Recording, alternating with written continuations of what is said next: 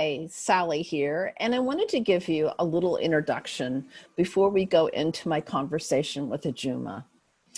I wanted to let you know that when I walked into the conversation, I thought that I had my open, anti-racist perspective in check, right? Like I'm cool, you know? And as I proceeded into the conversation with Ijumma, what I got from it is that I was not truly in the conversation, that I was sitting in the comfortability of how I have been relating to myself as an anti-racist, meaning I don't need to do any work, I'm already there. Yet the issue is so much more profound than that.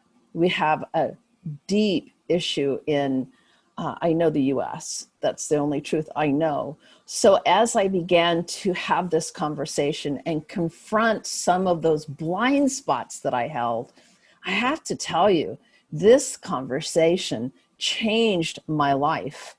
I walked away from it going, I have work to do, that I can't sit back and assume I understand what's happening here, that there's things for me to read. I'm going to share at the end of this conversation resources that I've found for myself, that for us to have transformation, it means really being willing to see your blind spots, being willing to see where you're,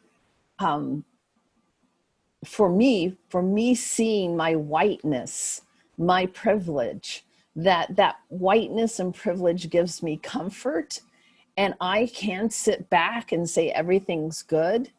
But, what about my brothers and sisters of color? Is that taking a stand with them? For transformation to happen, it requires action on our part.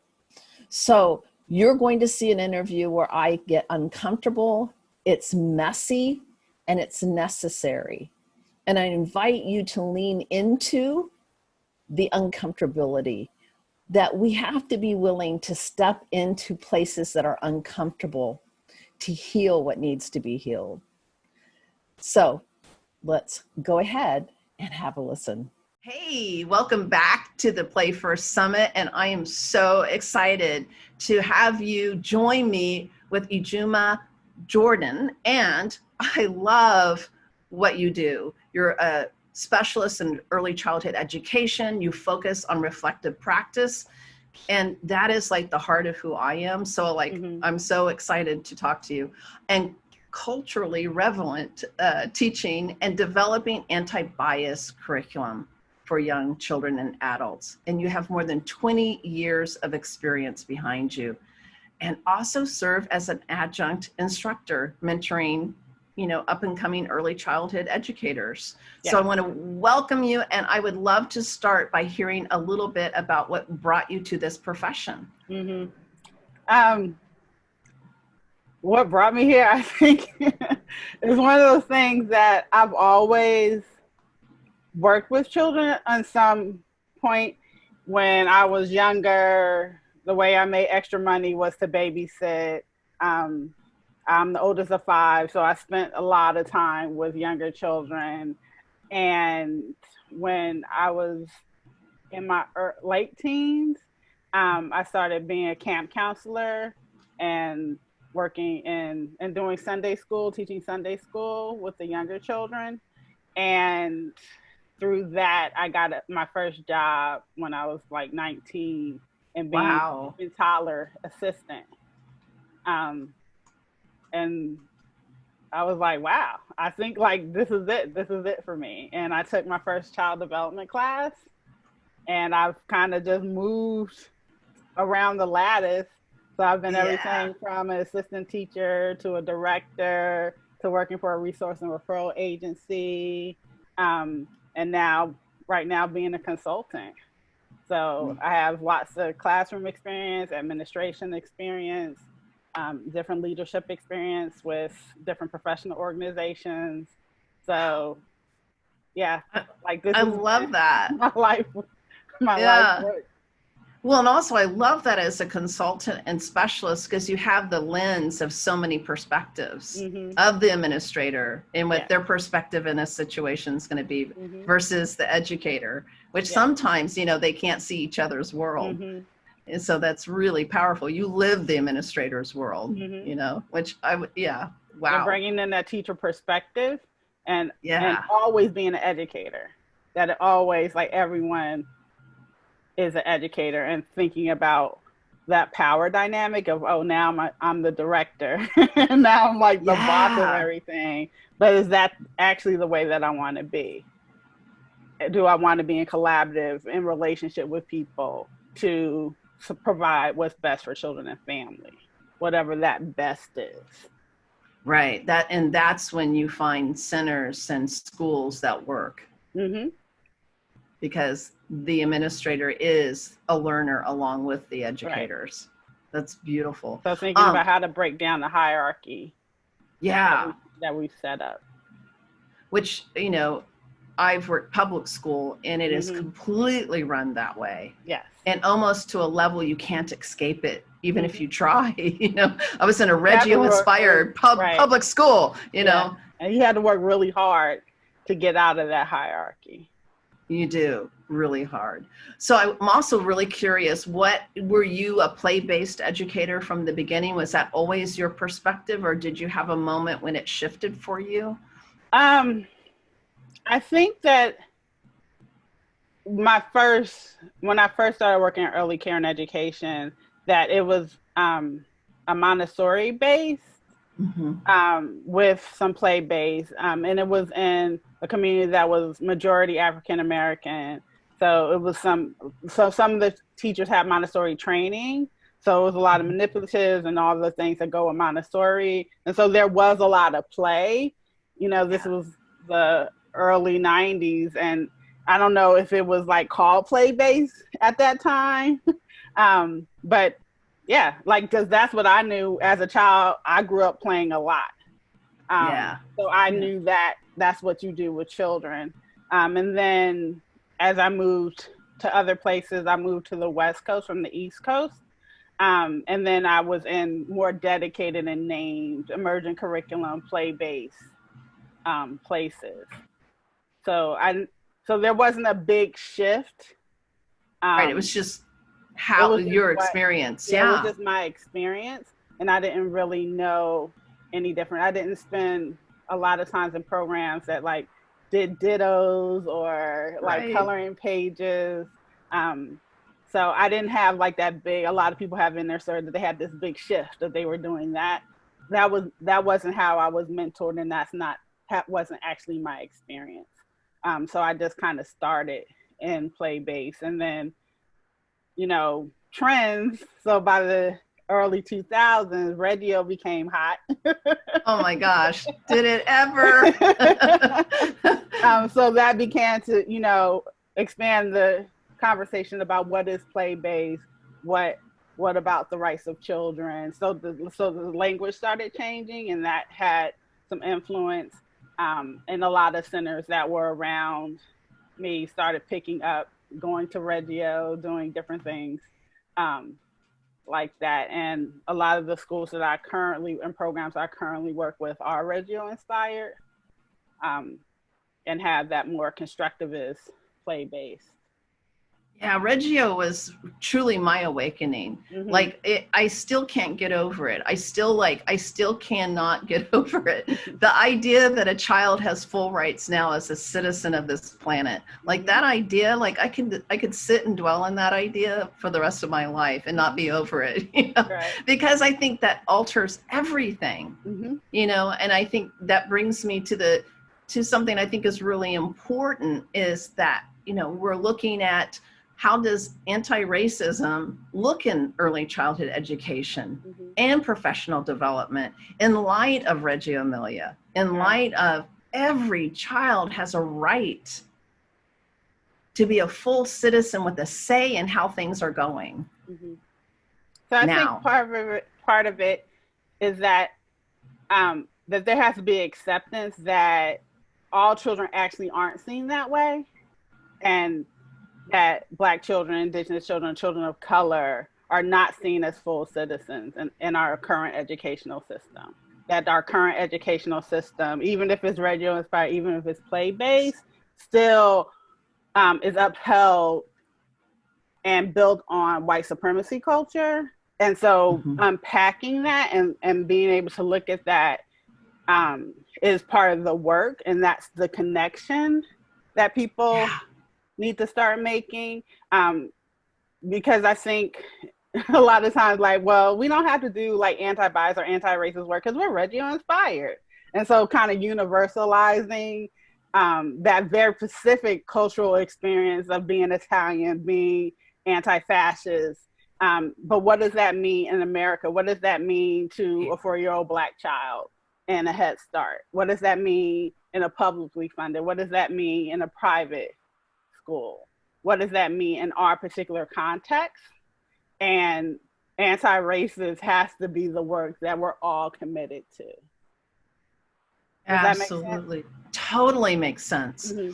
And, you know, one of the things I've seen change over the last decade that I'm really thrilled to see, it seemed to me in the beginning of the Reggio movement in America was very elitist. Only those who had money could afford it, right? Yes.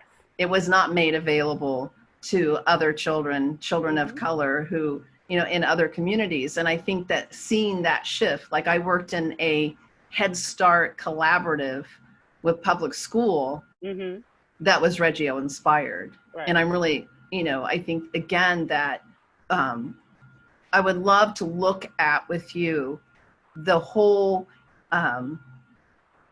that the truth of the matter is our America, that's all I can speak to. That's the only thing I know, right? So I can speak my truth, that we know it's embedded in white supremacy. And where I've been standing, I think it's so embedded, I can't even see it. Right. It's so entrenched, like on a, like rooted inside of me so deep that for me personally, it's like I have to stand and just really listen to my culture, really listen to the words being said. And I wonder, what are you, when you think about that, about this culture, and you're standing in the same culture I am, how do we bring this unpacking to PD? Because I think it's crucial. I think we have to do this work as especially white teachers. You know, that's a job for us to do. And I think it's actually a job for everyone, just at different positionalities, or different positions people are in. And so thinking about that we're all socialized in white dominant culture and white supremacy, right? Because that's absolutely the default of America. And so my work as a Black woman is a little different than your work as a white woman. But thinking about knowing that racism is not just prejudice, not just like if we can be friends, if we like each other. Right. It's about the systematic harm and the power white people have over everyone else. And so thinking about how is that operating in our education system? How is that operating in our daily practices?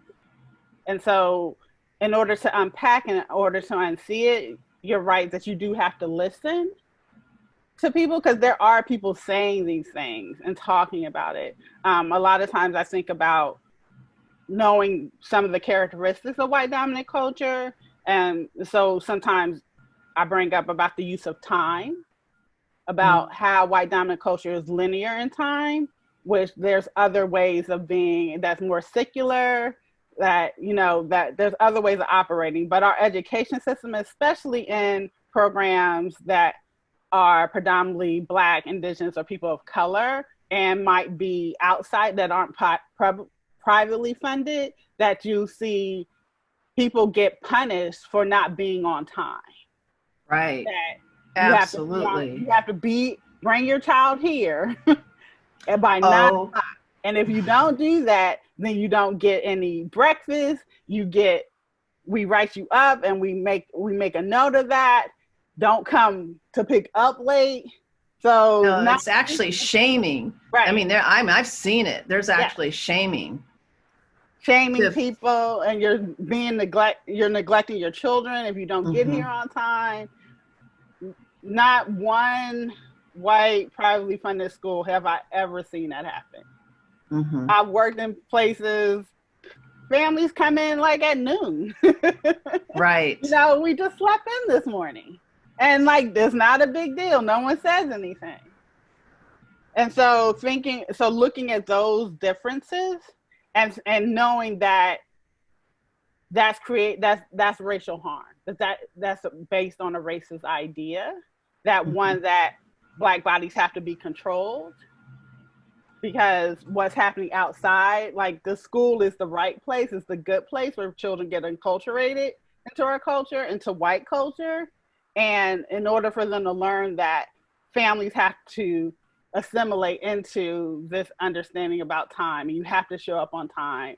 We need all these rules to basically police you into being part of this culture, because what you already have is deviant and deficit. Because it's so, those children live in chaotic households where, they're loud and no one does anything on time. And so that's where that shaming and the blaming and making families feel bad.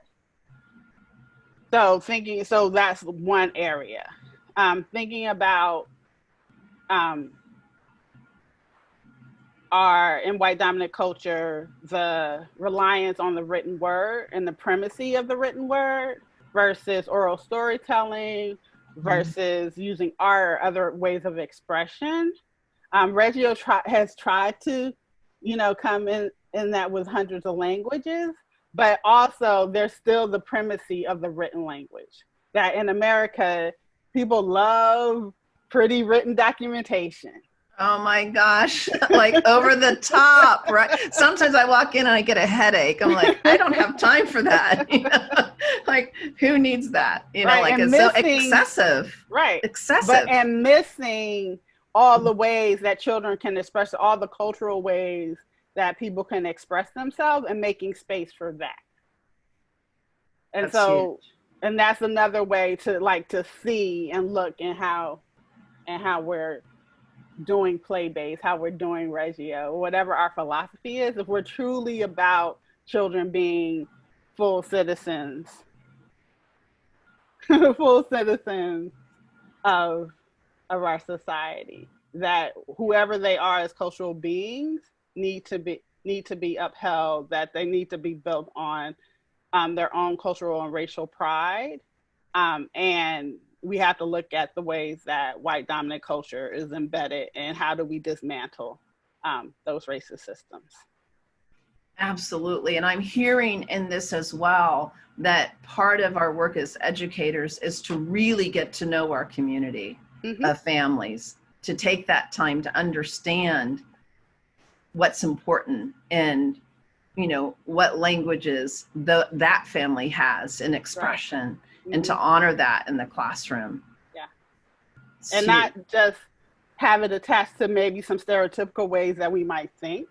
I was just on a call with a group of educators in Orange County, and the director, she's Mexican and South American. And she was in a professional meeting where a colleague said, well, yeah, we can celebrate your culture. We can get like some sombreros and some ponchos. What? And she was like dead serious. She had like little pictures and paper doll clothes, and like, here's how we can like support everyone's culture. And so thinking about all the work that it takes, like first the harm that happened to that director, but then having support the learning of this other colleague, when we should be able to come into work being our full selves and not have to worry about being stereotyped and being harmed in that way. And it's built into tiny our little system, box, right? because like she's taking a big risk, like speaking up about that, because since we're in white dominant culture doesn't want us to talk about race. And if we talk about race, it's always not about white people. White people don't have a racialized identity, but you know, everyone else has like these exotic different things that can be appropriated and used for the benefit of white people. And so thinking about in our classroom, that's another way of thinking, like how are we reinforcing some dangerous stereotypes in our classroom, looking at materials, looking at books, and actually start having a critical analysis about those materials. That's and huge. also Yeah. thinking about our own beliefs, because we have to start with ourselves to unpack those beliefs. And I think that's really important, because I think some people will say, well, you know, I'm not racist. Mm-hmm. Well, you're embedded in it, you know, Right. like that. I think one of the big things that I have in my own journey realized is that, like you said, it's so a part of, it's like the air that's surrounding you. And you do have to step back and go, what is it that I'm breathing here? And I can, just like Reggio Emilia, the view of the educator, the view of the child, the view of the parent, the view of education, we need to step back and take that look. And I really appreciate this conversation, because we need to be having this conversation and to lean in. It's not comfortable to have this conversation, but it's necessary. Right. And it's actually like, I'm fine. Right. Like, I think it's with the white folks. Seriously. No, I think, for me, really the uncomfortability, and I was raised, in a family. My father was an Afro-American historian, wrote the first book on the Black infantry, blah, blah, blah, blah. Mm-hmm. And I know I still have things to look, like, even though I grew up in a household that was actively taking a stand, mm-hmm. I'm inside of this society. So it's uncomfortable for me. For me, the uncomfortability comes in, it's my problem, not yours. Right. And I think when I had the conversation with you. Yeah. And I think part of the narrative is that proximity mm-hmm. is the cure for racism, which isn't true. Like, just because you might have studied African-American history, just because you have a Black friend or Black partner or Black cousin or Black great-great-grandmother twice removed, doesn't exclude you from being complicit in racism. I don't think any of us, in white America, I don't think anyone, I personally, if someone said to me, I am not racist, I would mm-hmm. be like, then where were you raised? Out mm-hmm. on a farm away from society and homeschooled and never brought to a city? You were like in an encampment, And even if you were in an encampment, like, white supremacy is still there. Yeah, exactly. Exactly. So unless you're actively working against it, then you're not doing anything that's anti-racist. Anti-racism means that not only that you have an understanding and acknowledgement and analysis, is that you're actually taking action to dismantle the racist system. So that's really important. Can you say that again for me? I think this right here is gold. That is gold. I want that again. Let's see. Sometimes I can play back. Sometimes I can't. So when we're anti-racist, it's not just like the reading of the books or talking or studying, that it has to go beyond just acknowledging, just having understanding and knowledge, that it has to be tied to action to dismantle the racist system. That's it. And I love that, the actions to dismantle. Mm-hmm. And I would say that I would put money down, the people listening to this, that 90% of them are committed to making those actions to dismantle. And I think mm-hmm. that you've given us a lot of insight. Like, I've already really gotten a lot out of our conversation. This conversation is around, like, when we brought this summit together, mm-hmm. we were really looking at, okay, we're going to be reopening mm-hmm. after this COVID thing. And we all know we're still in it. Yes, right? We are still in. COVID is not over. We are still it is not over. And, pandemic. Right. We're all sitting in the unknown, mm-hmm. And inside of this unknown. To me personally, we're in collective trauma of COVID. And it only made sense to me, the rising of Black Lives Matter, another collective trauma of how racism has impacted this nation.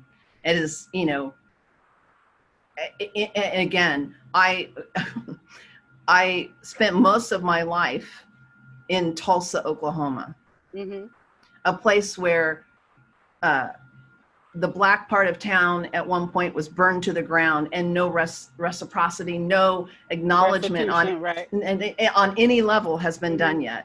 Like it just came, like people just started knowing because of an HBO movie, because of the Watchmen TV show. Right. And it's like, oh, this actually happened. And in Oklahoma, there's been lots of people working towards that for decades, right? Yep. Nothing. So when I look at that, you know, that is a trauma, that an entire community can be burned to the ground, and it's not even in most history books.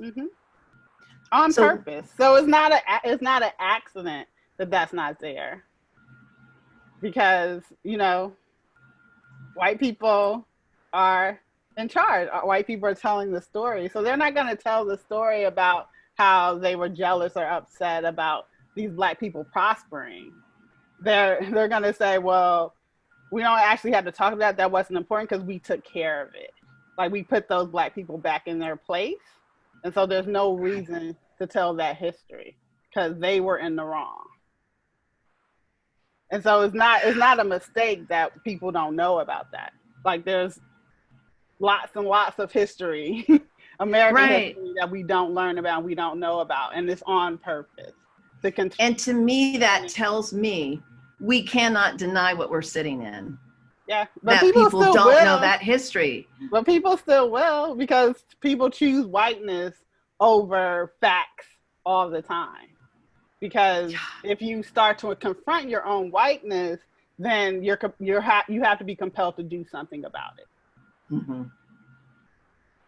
Because if I see that, if I know that, so you're starting to see and have more awareness of police killing, Breonna Taylor, George Floyd, thinking about in early childhood about thinking about children being killed.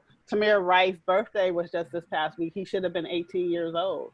He was killed in a park playing with a gun, and was seen as older and as a threat just being in a Black boy body.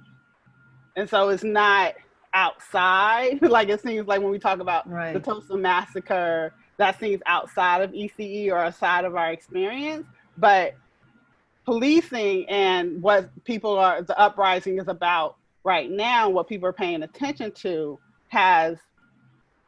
is embedded into who we are right now, what's happening in our classroom, what's been happening in our classroom, about policing, not only thinking about bigger systematic ways like the police department and police officers, but thinking about how we individually like police children's play, how we see Black children as threats, that we see them as older and they should have more responsibility, how we don't allow them to have time to actual play, that we think that, oh, they should get, you know, the academics, like they don't need to play because they need to be in the system to do well. And so thinking about going back to how we're connected to the uprisings that are happening now, that is our responsibility. That one way we can do that is start to look at how we are upholding the narrative around policing. And I think what's been coming up for me is this narrative around that police are community helpers. But I'm just gonna say, like, that's a lie. Right. Because what we're seeing and what we've been experiencing as in the Black community and in communities of color and indigenous communities, that police are not community helpers. That police take parents away from children, police kill people, police beat people, that there's violence. And that's the reality that that we need to talk to children about. And when children ask, like, why are people so angry? Why are people in the streets? being able to tell the truth in an age appropriate way, and development in an individual way is going to be important as we go back into our classrooms together and looking at the ways that we are upholding those harmful narratives, that we haven't been telling the truth to children about policing, about the judicial state, how we're in a system that actually isn't built for them, and thinking about how does that impact the play that's available to them, how does that impact what they can play with, because like right now thinking about Tamia Rice and my family, like my nephews can't have play guns like outside the house. Like you can play within the house, but you can't go outside with it. Like that's a reality. Right. And so as we go back into classrooms, as we go back into our programs, as we expand and invite more children and family back in, we have to look at our practices that we've been doing and what we've been upholding. And now is the time to change and move and do that work of dismantling those racist narratives. And one of the ways is around policing, because that's what's relevant right now. And we don't have to wait for children to bring it up. Like we can bring that up to talk to them about what's happening right now. You know, as you were talking, I realized, you know, it's like I had an aha moment with you that we, you know, how embedded that police are our community helper is a conversation early childhood has and that I've had, and it's not the truth. And I think back to, you know, when young white boys learn to drive and young black boys learn to drive, you know, my daughter had a black boyfriend and literally stopped constantly. Had a way that he immediately was taught by his parents how to respond to the police stopping him. You know, that didn't happen to my son ever. So I think that again, the way police, their lens, it has to be dealt with. And I see, and I know I have, maybe this is, I'll be vulnerable and say my radical point of view. I don't support the looting and rioting, but it caused a change that had to happen because I believe without that radical, we're not backing down, protesting. We're not backing off. Laws are getting passed. They're looking at, people are getting fired, even from past. So I wonder, what do you think it's going to take? Because again, in the policing department, we have got to have it where any police officer thinks twice before making a move, because they're going to be in jail. Like that's the natural, like, you know, how do you see us moving to that point? Because I can see it.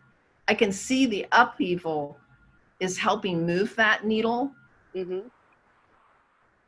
That's my view. What do you think? So I think, like when we talk about the uprisings and we talk about the different protests and the different actions that people are taking, that I don't talk about peaceful protests or non-peaceful protests. Like I don't separate that out because looting is about property. This uprising, the focus actually should be on lives, on Black people.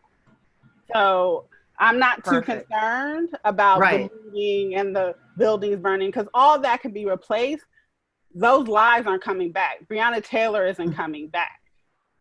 So it's going to be very important that we focus, that we don't have to have caveats about, oh, well, I don't support looting. You don't have to say that, because talk about what you do support. So if you're supporting Black lives, then talk about that. Let that be your focus and let that be part of your anti-racist work. And don't go back and don't do a back and forth about the looting and the non-peaceful protests, because that's actually tone policing, because what was behind that is saying, well, you need to protest in this certain way.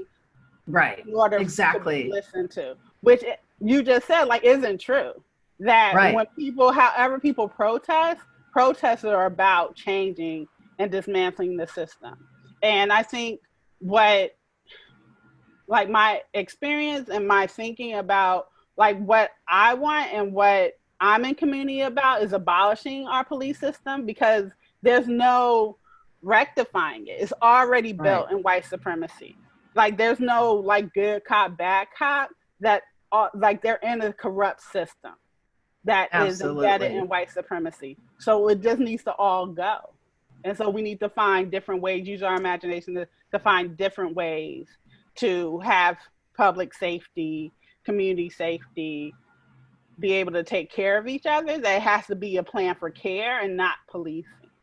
And that also goes back to our schools, that anyone that's in a public school or in a bigger building, that there's security, that police are invited in, right? But there's no nurses, there's no librarian, there's no social workers, there's no actual people to support the care of children and families. There's just people invited in to police Right. children and families. And so that's what we need to look at. And that's what we need to change, that we actually need to be about. This isn't about like some incremental change. Like we need change now. We need the police to be abolished. We need a different kind. We need restorative justice, not the non-justice system we have now. Like that has to change because it's killing us. Absolutely. And we've seen it. I mean, it's just what And, is. and, Yeah. and now more and more people, like it's been happening for hundreds and hundreds of years. Mm-hmm. Like historically, it keeps happening, and we're just in a new cycle of uprising. And so now we continue to ask for the same thing. Like this has to be dismantled. We have to abolish the police. And so part of our work as early educators is to be part of that movement. So if we really believe that Black Lives Matter, then that part of our role is to be about abolishing police, not only as the state sanctioned police, but thinking about how we police Black people, Indigenous people, and people of color in our classrooms and our programs. That's the calling, right? That we need to do, and that's not going to come from, watching a video or no, not or even slightly. No, exactly. And I think it all comes back to, like, even in my conversation with you, is really, I love how you bring to light, no, wait a minute, that doesn't, how those protests happen. I mean, that's powerful. Doesn't really matter. What matters in this, right? What is it we're really standing for? Right. And because we have to be clear about that. We have to be clear about that, and then have the conversations to keep us clear. And I agree. If you think about public school, and I've worked public school, we have there are police forces on schools, schools, like in Tulsa, there is their own security system happening. Yep. And so the unmantling is, like you said, is not just in our community police, but in our school policing, our classroom, like you said, our own, watching our own responses.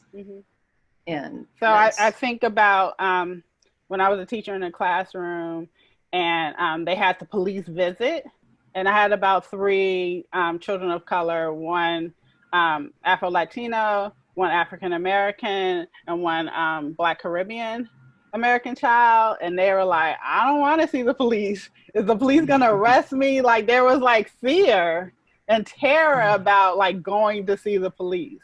And so I said, oh, well, let's go. And like, we'll go over here and do something fun. So like we played outside while like the other children. And so later the director came to me and was like, well, why didn't you bring them in to meet the police officer? And I was like, oh, they were afraid and scared. Like they were worried that they were going to get arrested. They were talking about how, a family man being taken away or hurt by the police. And so they didn't want to do it. So we just played outside. We went and did something else. And what she said to me was that, well, they need to learn about who's in charge and who the authority is. Whoa. And I'm like, oh, well, why do they need to learn that? And then she was like, well, next time, just bring them in.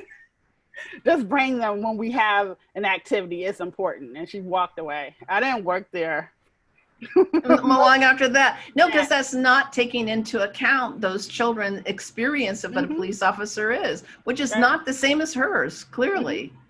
And why would Not to allow the validity of those children's experiences. So you can't that's say it. that you're child led. You can't say that the child is most important, that you're child centered when you devalue children's actual experience in the world. And so that that's always an offering that I Mm, want teachers, leaders, administrators to think about and parents to think about, that you have to take children's experiences seriously, all of their experiences, even when they're not your own. Even if you think like police are great, they're community helpers, even if you think that, you have to start validating and looking at children's experiences with the judicial system, with the police. that is You're really going to be child huge. centered. It's huge. Yeah. And again, it's, I just thinking about it, how many children, every school I worked in Mm-hmm. had the police coming in as community helpers, Mm-hmm. every last one. And, I think everyone listening needs to really rethink that. Mm-hmm. And again, as a validation that you don't know every child's Right. experience of that And it's not person. just like those individual children, like it's systematic. Like the Right. system is corrupt. And so that one police officer is representing that corrupt system. That system that is killing Black people and Indigenous people and people of color in their own communities, in their own homes.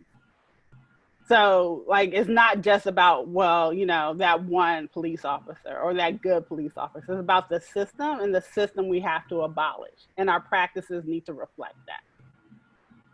So I'm really curious, what does the world you want to build look like as we What does that abolish look that? like? Yeah.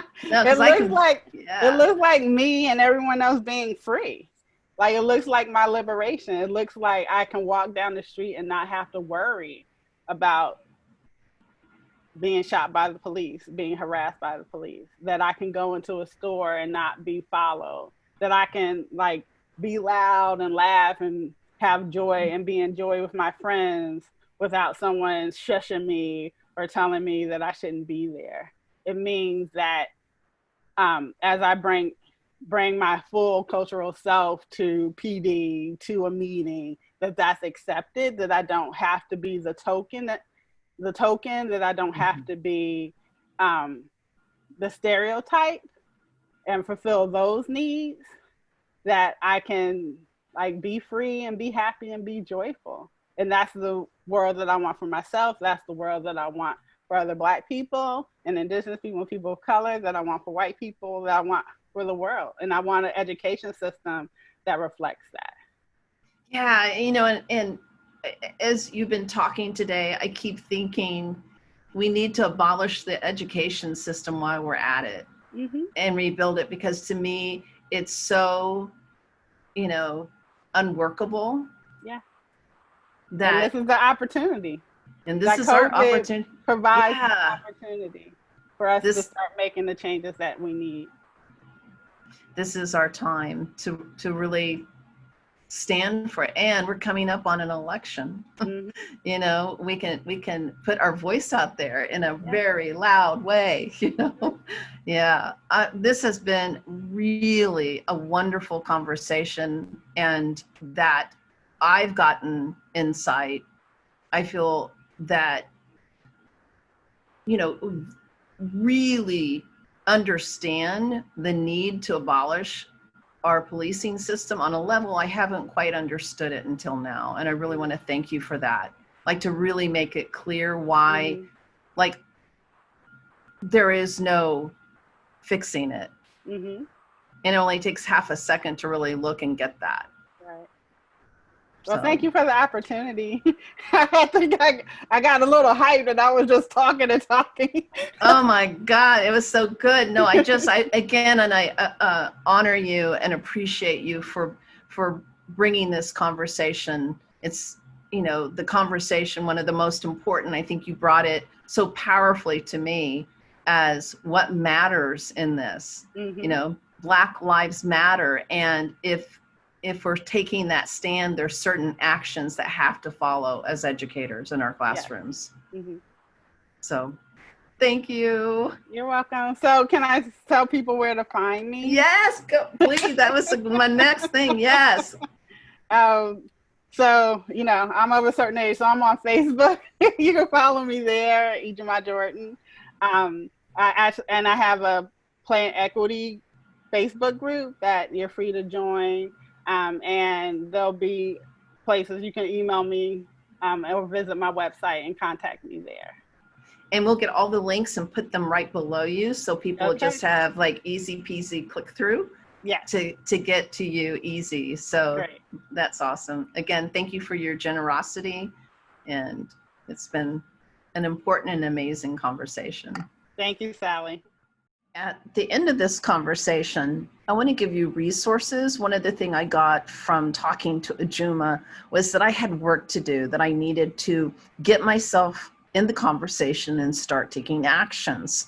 So I have a really incredible resource for you, and I wanted to show you that. What I have for you is a scaffold anti-racist resource guide. Now, I want to show you a few things about this that are really wonderful. First, read through the top of this. It's really going to give you, like here, looking for immediate action steps, resources for accountability, and actions for Black lives. You can also go along here and see, different scaffold places to begin. But I want to take you somewhere on this really important. There's just tons of great resources. But if you go down here, keep going down, and you're going to see for those in education, number 1, anti-racist educator self-questionnaire and rubric. It's going to take you to this incredible document. I highly recommend you take this as a first action. There's tons on here for you to explore and investigate. I have also been looking at different books in the market. I have one that I like a lot, although it's not necessarily one that I would use completely on its own, but it's a really great beginning conversation, Me and White Supremacy. What I like about this one is a 28-day challenge, and there are reflective journaling prompts. So it gives me something to reflect. There's lots of other books I'm reading, but I highly recommend you start with the scaffolding and take that rubric. It's really a great way to begin. All right, I hope that you find something to really begin to look at after this conversation that I had with Ijumma, looking at those places of discomfort as places of growth. That being uncomfortable isn't bad. It's the first step towards healing.